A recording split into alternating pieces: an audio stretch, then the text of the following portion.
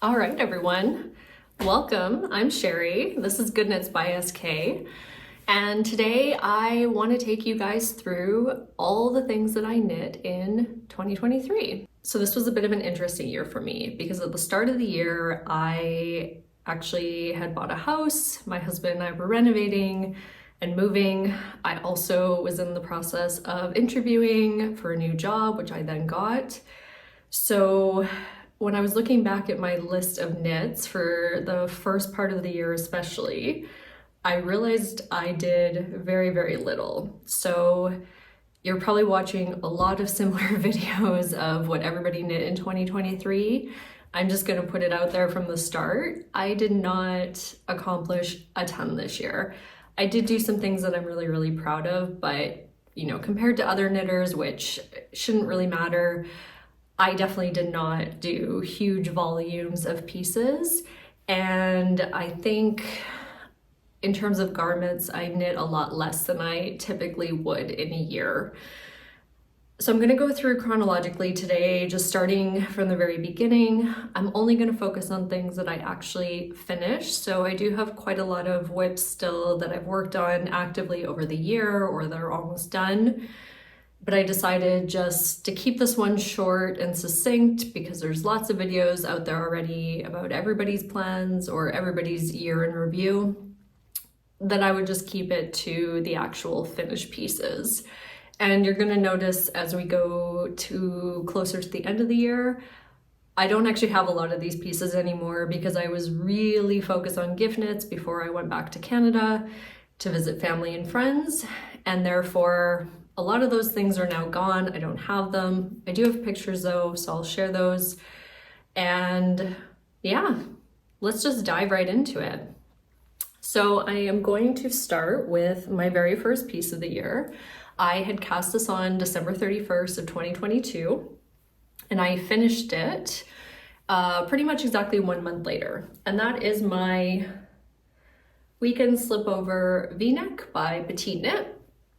This is knit up in Peruvian Highland wool from Filcolana in the color Camel, and it's held with their Tolsta Mohair. I knit this in a size small, and the total cost of yarn for this piece was $51.75. So this was actually quite expensive for a slipover. When I looked back, and I'll go through the prices of everything that I do have prices for. I think this was my third most expensive piece of the year. And in the end, I'm not sure if it was worth it. I had talked about this piece in the every sweater I've ever knit video. And I said, I just didn't feel like it was a piece that suited me. I don't tend to wear it a lot. I bring it out probably once a season.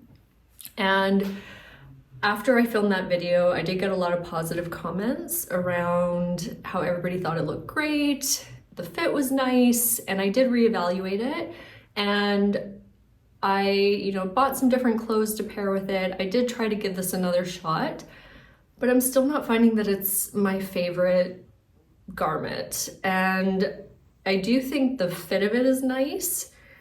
I think where I'm struggling is the color. For some reason with this brown, I just feel like when I wear it, I feel a little bit, I guess the word would be frumpy. I don't know. It doesn't make me come to life, I guess, when I'm wearing it. This is a store-bought sweater that I have on right now, but when I wear, purples and greens, I really feel confident. And in this very specific brown, I just never feel that way, and I don't want to wear something that I don't feel good in. So even though I like the overall fit of this piece, and I think, in terms of the quality of the knitting, I think it's one of the pieces that I'm proud of. It was my first time doing a center double decrease. I think overall I don't believe a single mistake in this. So very, very proud of it. But I'm not sure it's something that I'm ever really going to incorporate into my wardrobe. That means I need to give some more thought to what I want to do with this, because I also don't want to frog it because I don't want to turn the yarn into anything else. So I may just keep it to have it as something to throw on once in a while, or just as a memory piece of all the things that I've knit. But that was my very first piece of the year, and that was kind of right before we had signed the paperwork for our new house and dived full into renovations. So you will see after that, it was a few months before I finished anything else. So I had cast on my next finished object, which was the I'm So Basic socks from Summer Lee. And this was my very first pair of socks. I started them in November 2022, and I didn't finish them until April 9th, 2023. So these were on my needles for quite a while. And I had actually finished the first sock fairly quickly. I think I did it in about a month. And then I wasn't really dying to have the second sock. I also realized that, I think this was actually my first sock. So on the heel, it was my first time doing it, and I misread the pattern, and I didn't end up doing kind of the double knitting that was required for this to actually stretch. And I notice it a lot when I wear them, which I've only done a couple of times. This sock really slides down on my foot, so it ends up kind of riding underneath, versus the other one, which did end up with that correct kind of, I think double knitting, whatever we're gonna call it. So this one is correct. I do really love the yarn for this. It was leftovers from the Cumulus blouse that I'd made the year before. The yarn is Olivia and Oliver Fibers Classic Sock in Luau. And it was the first time that I had held it by itself. So you really got to see the speckled colors coming out. And I think that worked really well. I think what I realized from this piece is I'm just not a big sock knitter, and I'm not sure I ever will be. I've talked a lot in the last few episodes about the PetiteKnit Sunday socks that I've been working on in the leftover camel colored yarn from the Slipover I just showed. And I don't enjoy the process of socks. It's a little bit like how nobody wants to be on Sleeve Island. You just, yeah, the idea of having to make two of something, it takes so much longer. I feel like I get really excited at the start, and then after the first one's done, I don't want to carry on. And for me, I'm very particular about the type of socks that I wear, and I don't have much desire to have hand knitted socks in my wardrobe. So I really admire the ones that other people make. I think they always look really nice, and there's some beautiful patterns out there, but I don't think it's going to be for me. So not to say I will never make socks. I do have some Zauberball crazy sock yarn that I'll probably turn into a pair at some point, maybe the Curio socks that I had on my list. But I'm not in any rush for that, and who knows, maybe in the end I'll sell that yarn. Total, these socks took me 5 months to make from start to finish, just because, like I said, I was moving, didn't really need them, kind of left them on the needles. And I only used about half a ball of the full skein. So in the end, they cost around 10 euros to make. Then we moved, I started my new job in May, and I did almost no knitting for a few months, which I actually think is true. I don't think I worked on pretty much anything during that time. I was really just settling into our new place and my new job. We did a little bit of traveling, and I kind of left it at that. And then Rebecca Clow from the Crayabea came out with the Tolsta Tee, and I had to have it. I saw everybody making it. I knew I wanted one. And then I saw from Coco Knits the version that she did for one of the test knits with these eyelets. So she had done a white and a black version, and I saw it and knew I wanted it. So I bought yarn for this immediately. This is made up in the Knitting for Olive cotton merino in gray lamb, held double. and I cast this on, and for this one I finished in 1.5 months, so I was really into it. I made a size 2 technically, but I cast on for the size 3, or sorry, I cast on for the size 3, but then I did the increase rounds for the size 2. So I ended up somewhere in the middle, which is perfect because this actually fits quite nice. I think if I'd gone fully the size 3, it would have been way too big. And if I'd done the size 2, I wouldn't have had enough positive ease to feel comfortable wearing it. I didn't really finish it until the end of July, and then we had a horrible summer for the month of August in Amsterdam. And so I didn't really get much chance to wear this one. I think I wore it once to work, once out, and summer was over and we went straight into rainy season here, which is always. So I don't really have as much to say about this piece in terms of wearability. I do find, maybe for my body type, the eyelet pattern, and actually more so the way that this stripe sits here on my chest specifically, I don't know if it's the most flattering, but I still think it's a nice piece, and so I'll wear it. But I do really like this pattern. And you've probably heard many people say that Rebecca also put out a fingering version of this, which is included in the original pattern, so that's really nice. And I think this summer I would really like to make another one, probably in the fingering. I think maybe holding some of the, or repurposing some of the hedgehog fibers artichoke yarn that I have, their sock yarn, which I had been using for a cami number 5 that I decided to frog.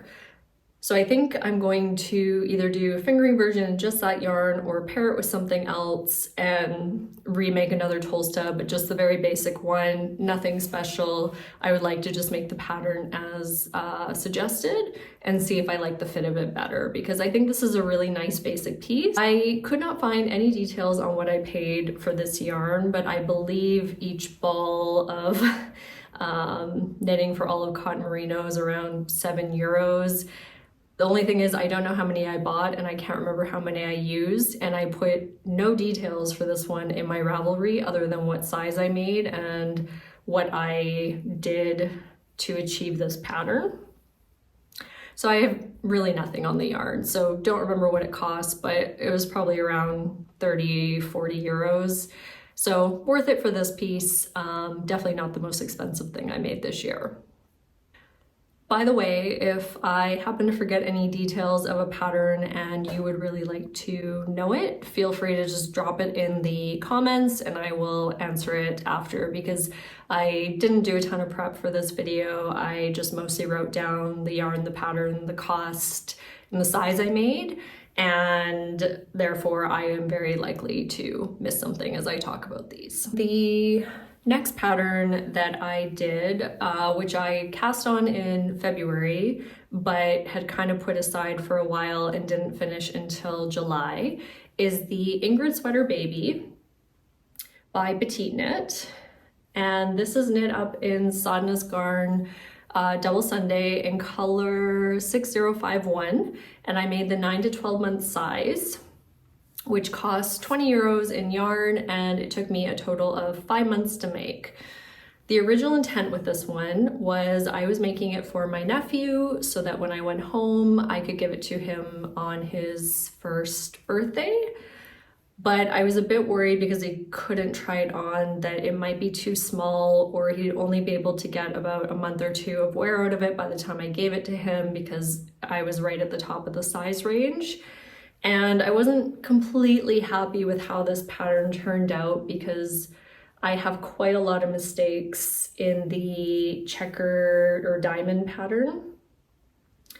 And I don't know, I just felt like it was going to be too small. And I learned later after my first podcast episode that everybody that actually has kids said they thought it'd be no problem and it would definitely fit him. And I've since learned, yes, it would have fit him.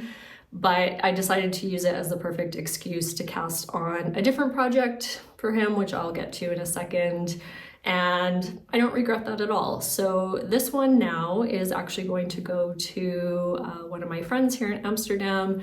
She has a baby girl that is turning 1 soon, and I think this will be perfect as it starts to get a little bit chillier here. So that actually reminds me I need to reach out to her and organize to give this to her. So this was a good sweater, but I originally made it because I was thinking about casting on the Ingrid sweater for myself. It had been on my list, but I wasn't sure if I wanted to commit to that amount of texture. And so I figured if I cast on the baby version, I could see how I liked it, if it was something that I wanted to make in my own size. And what I learned through that process is I didn't really enjoy the process of making this one. Couldn't even tell you exactly why.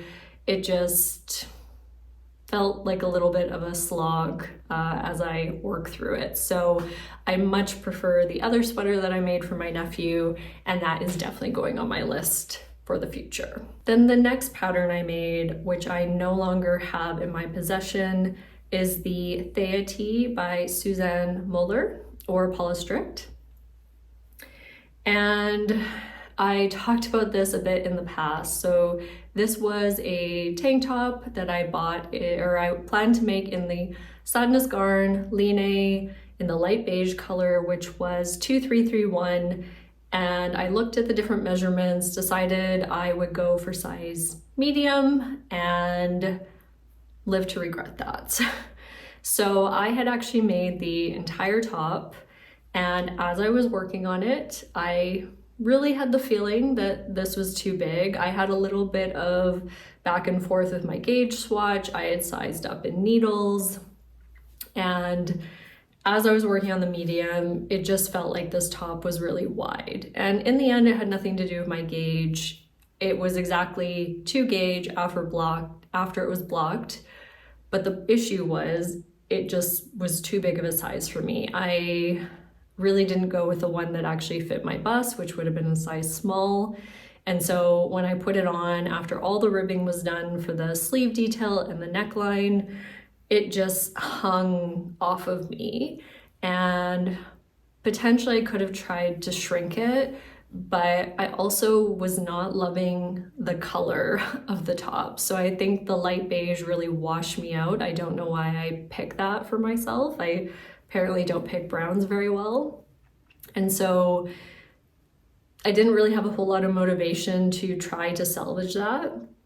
And so I started to rip it out to see if I could maybe use the yarn for something else. I talked about it on my very first podcast, and somebody reached out saying, hey, like, if you don't want the yarn and you also don't want the hassle of frogging it, I'm happy to do it. I just sent it to her, and yeah, I think she's planning to turn that into, I can't remember, another camisole. So it went to a good home in the end. I at least got far enough to take pictures of the Thea top, but yeah, it's not a piece that I ended up getting any use out of, and I don't have it anymore, but at least the yarn is with somebody that will make something worthwhile out of it. That brings me to the next top that I made, and this is one of the pieces that I'm proud of from the year, and that is my Cumulus Tee by PetiteKnit. So I had this pattern, well, my eye on this pattern for quite a few years, but the idea of working on 3mm needles in this yarn for a summer top seemed really daunting. I thought it was probably going to take quite a while to make, and I didn't know if I had the patience for that. So I kept talking myself out of it, but the more and more I was seeing it on people, the more and more I wanted one for myself. So I finally just decided to bite the bullet, cast it on. It doesn't take that much yarn. This is made from the Knitting for Olive Pure Silk. I made it in the plum rose color in a size small. And this took me 2 months to make, and it was 30 euros total, which is more than worth it because this fits me perfectly. Again, I kind of made it at the end of the season, so I didn't get a huge chance to wear it. But even in the very short time frame I had, I was wearing it at least once a week. I love it. I cast this on in July and I finished it in September. So yeah, it took me just about 2 months. I think the hardest part for this top is this shaping of the V-neck. You have to do quite a lot of increase rounds, and so it just feels like it goes on forever. But once you get into the stockinette, it goes quite quickly because it's just a mindless knit. So I brought this on my trip to Ibiza for my birthday in August, and I got through quite a lot there just sitting at the pool and knitting. And then the nice thing about the sleeves is they're very short. So once you get to the sleeves, that also goes really, really quickly. I did have issues with the sleeve on this one though, because I kept trying to do magic loop and I was having really bad laddering issues, which in the pure silk, when you get laddering, there's no forgiveness of that. It's very evident. I didn't think I could block it out. So I'd gotten through the majority of the sleeve, saw the laddering, decided to rip it back, start over, got a little bit better of a result on the second time around, didn't make it as far, but I still wasn't happy with it. So I ended up buying a slightly shorter cord so that I could just work in the round on the sleeve here. And that worked perfectly. And I think definitely my preference is when I can work in the round on sleeves, that is what I want to do.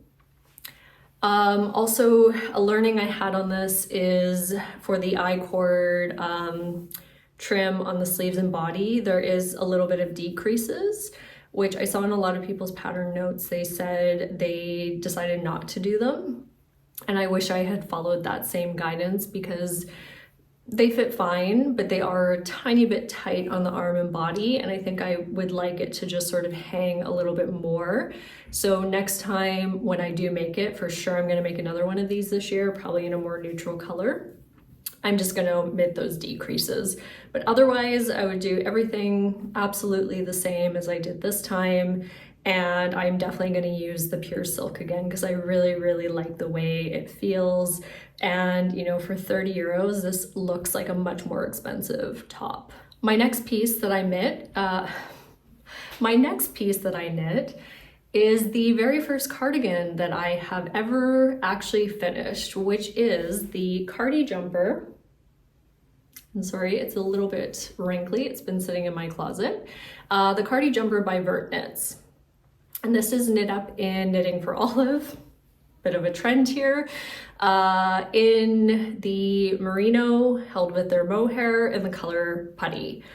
I was hoping that this would be a little bit more on the cream color side, and it's a lot more kind of snow white gray, but I really like the way that this piece turned out. And even though it's a cardigan and you have to do a lot of purling, the construction of this was just so engaging. You start with the back piece, you do some increases, and then you work out on each side before kind of forming that V-neck and working down. And I just felt like it breezed by. I had no issues with this. I really loved working on it. And then when you get to the sleeves, she's very specific about exactly how you pick up on the sleeve so that you end up with kind of this nice, let's see here, it's clear here. This really nice kind of scalloping edge, which looks really, really good on the final piece. So I think it just has a much more professional look. And it was my first time experiencing German short rows in a sleeve construction. And I'm definitely gonna look for that again in the future because I really like the way that it turned out on this piece. This one is my most expensive knit of the year. So with all the yarn, it cost me 71 euros and it took me 3.5 months to make. And I think the reason that this one took me so long, even though I said I was engaged and like really working through it, is just because I got to this phase in the second half of the year and when I started this podcast where I felt, oh, I didn't really accomplish anything at the start of the year. I really feel like I need to pick up the pace and do more. And I made the mistake of casting on all the things all at once and trying to get through projects. And I talked in my knitting goals video around how I don't want to bring that into 2024 because trying to work on too many things at one time means I don't get anything done. And I hate that because part of knitting for me is I just really want that final piece. I want to feel like I accomplished something. And so I would really like that when I'm working on garments, it takes closer to that 1 to 2 month range. And I work a little bit more monogamously on that piece. So I think the top part of this, I got through really fast. It was when I got to kind of the knitting down the body, which became very repetitive, that I lost a little bit of steam. And then I was, working on my Cumulus blouse and I had a bunch of gift knits to do. So this got put aside, but I think vert knits, for one, has just been lovely to talk to. I think she makes such beautiful patterns. I will definitely be making more.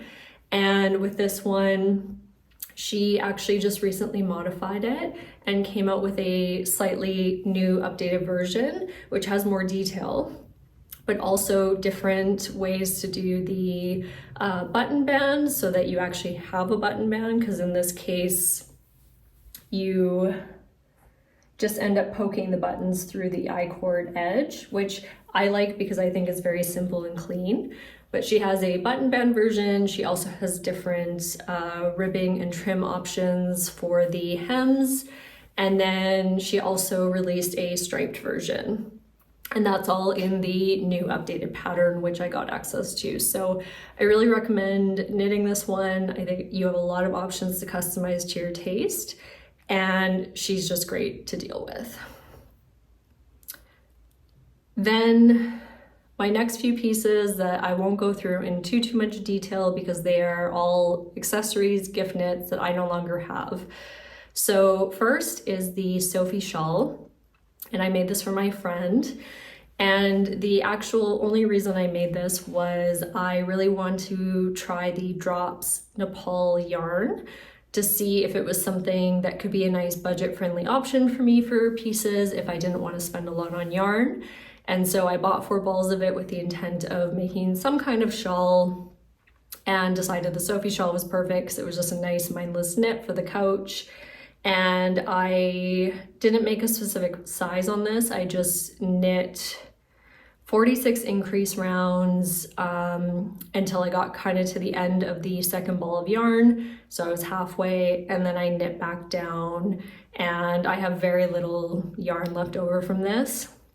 The color of it is 517, which I believe was like a charcoal gray. And it took me 1.5 months, and it was only €8 in yarn. So a really affordable piece. I wasn't in love with the Drops Nepal at first, but it did grow on me after blocking. So I think the main issue with it is it does have kind of like these little threads that come out of it, and it feels a little bit scratchy.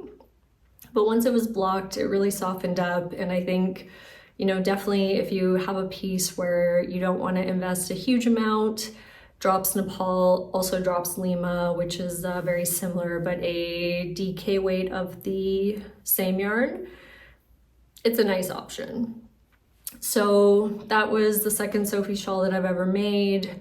I think I'm kind of done with it for a while. It's a nice basic pattern, but I'm not in any hurry to make it again, but my friend really appreciated it. Then the next piece I made was also a gift knit for her 10-year-old daughter, my niece, and that was the Ammil Beanie. And this is by Bluebird Pine Shop. So I actually saw this pattern when Amy from Knee Knits was talking about it on her podcast, and it was new to me. I was originally planning to make a hipster hat from We Are Knitters and decided I would make this because it had the flower detail on it, the flower stitch, which I'd never done before. And also it was a cable pattern, which I don't tend to do much of. So it was slightly more challenging. I thought I would get more out of it for developing my knitting skills, and my niece would get a beautiful hat. So I really like the pattern for this. It, it worked well. I made it in a size adult. The only thing is I really dislike the yarn that I picked. So I ordered the Lang Merino 70, which was superwash in color 733 light beige. It just had a very shiny, slippery texture to it. And in the end, the yardage wasn't quite right. So I ended up not having enough in the 2 balls that I ordered. So I had to rapidly decrease at the end to actually finish the hat. So it wasn't quite as tall as it was supposed to be. She still really liked it. Thankfully, she's young, so she doesn't have a big head. And the yarn itself cost me 15 euros. So I think for that price, I personally would rather go with a drops yarn in the future. I think it's just better quality. And then I had to spend 16 euros on the pom-pom I put on it because I waited until the last minute. I couldn't find a pom-pom here that I really like, so I waited and ordered it in Canada. But I had to have it shipped, and the pom-pom itself I think was $8 and the shipping was 16. So yeah, it ended up being quite expensive. The pom-pom was worth more than the hat itself in the end, or the yarn, but it was worth it. It's still cheaper than buying a store-bought one. And she liked it and she looks really good in it. So that was a nice one. I think it's a pattern I would make again, probably not for myself because it's not my style, but I think as a gift knit, especially for a kid, it's a great option. And that one took me 1.5 weeks to make. And I think, yeah, I probably could have done it a lot faster if I just knit on it monogamously, but I didn't. I had a few other things on the go. Then the next pattern, and sorry, I think I will actually have, yeah, the next few I don't have in my possession anymore since I'm going in order. So the next one was the Storm Sweater Junior. So that is the pattern that I chose to make in place of the Ingrid sweater baby. So I made the junior version of the Storm Sweater by PetiteKnit. I knit that up in the Drops Merino Extra Fine Light Gray in size 1 year. And I made that for my nephew to take home for his birthday. And I love that pattern. So it's just a texture made up of knit and pearls, which is really simple. And therefore it's also really easy to correct if you make a mistake, unlike the Ingrid sweater. And it looks so beautiful in the end. And I think the Drops Merino Extra Fine really held the texture well, so it didn't get lost in the color or the overall texture of the yarn. And when I gave that to them for his birthday, everybody was taking photos of it. Like, they were blown away at how beautiful it looks. So that is a pattern I highly recommend in a small size, in a big size. It's definitely on my list for myself. I just don't know what color I want to make it in. But I don't think it's something that I'm going to get to this year because it is still quite an undertaking to make. It took me a month of like pretty dedicated knitting because I had a hard deadline for this. So I remember I was really sick in bed for a few days and I was just sitting in bed knitting even though I didn't feel well because I knew I had to get this one done. So if it took me a month to knit the kids one, I know it would take me quite a while to knit the adult one. So I think if I still really want it, then I will start it probably in the summer or fall so that I have it ready for next winter. And that yarn was really affordable. It was about 18 euros to make the sweater. However, I think the yarn itself wasn't too bad for a superwash, and I purposely made superwash so that they could easily just throw it in the washing machine and it would be easy care for them. But my challenge with the yarn is it had little kind of dark fluffy bits throughout it, so it looked like it should be heathered, but it wasn't actually a heathered yarn. And I found lots of random knots or the yarn splitting. So I think Drops has better yarn for some of the other kinds that they have. I don't necessarily know if I would recommend or buy again the Merino Extra Fine in this case, but it did feel really nice after blocking. It bloomed really well. It was very soft in the final piece, so I'm not unhappy with how it actually looked. I just didn't really enjoy the knitting experience of it, or the kind of little nuances of the yarn itself. Then my next two pieces, I'm just going to group them together, are Oslo hats. So I had the Oslo Hat Luau, which was the yarn left over from Olivia and Oliver Fibers in this colorway. Held with first the tin silk mohair from Sadness Garn, and then I ran out of the one ball I had for that because I made a size medium, so I switched to the Filcolana Tilia in light truffle, and honestly it was a perfect match. I couldn't even tell the difference, so that worked really well, that I had a very similar mohair that I could just swap in. No idea what the cost of this yarn was. I know I did use about little over half of the Olivia and Oliver Fibers Classic Socks, so that was around 10 euros. And then probably in mohair it was another 10 to 20 euros between the two, so not too bad, probably a 20 euro hat in the end. And I made it in 4 days, so it was actually a last minute cast on. I really wanted to make something for my sister-in-law. I just threw that yarn in my suitcase as a last minute idea when I was going to Canada, because I found it in my stash, and cast on the plane. I talked about how I had some issues with my cast on, but I had a ton of knitting time when I got there. So while I was visiting with family, while we were doing the drive to Jasper, I just knit on that like crazy and finished it in 4 days. I think it turned out beautifully. I was actually really tempted to keep it for myself because I liked it so much, but I gave it as a gift. She was really happy with it. And then when I got home, I had such a nice surprise because I found an extra, not quite half skein, but like 3/4 of a skein to pair with the leftover I had from hers. So I have about 80 grams left. So I am definitely going to make my own Oslo hat with that. I thought about making another pattern, but I really like how on the size medium with that one, it has a taller looking fit and it's a little bit baggy. And I just really want to replicate exactly the same pattern that I made. So I'm currently working on another Oslo hat right now.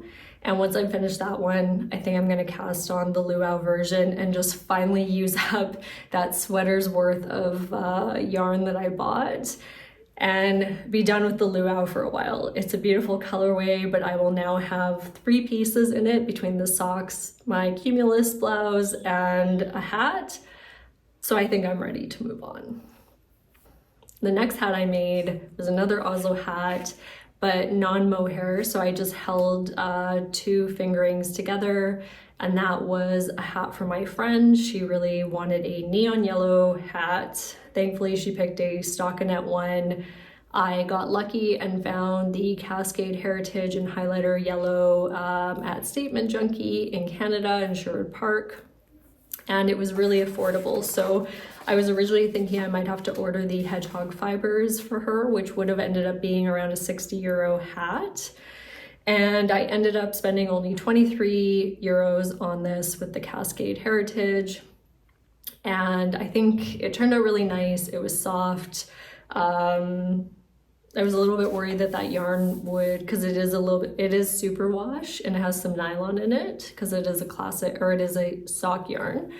I was worried that I wouldn't like how it felt, and I think it turned out nice. She does need to block it. I noticed that she hasn't yet, and I didn't have time to do it for her. So if she does that, it will loosen up a bit. And you can see in the pictures that I have that it is a little bit tighter, even though it's a size medium and I have a very tiny head.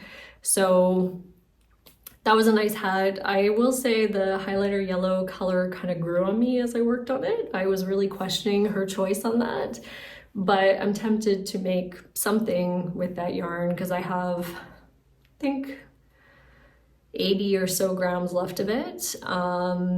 So maybe I'll eventually use it for myself or something. Okay, then we're back to projects I actually have, because then we've wrapped up all the gift knits, and I think next time I'll spread them out over the year a little bit more. So then my next project was also a hat, and that was the weekend hat. Oh, and sorry, with the Oslo Hat Heritage neon yellow one, I also took only 4 days to make that. Okay, weekend hat. So this is also by PetiteKnit. All my hats, other than the Ammil Beanie, are PetiteKnit.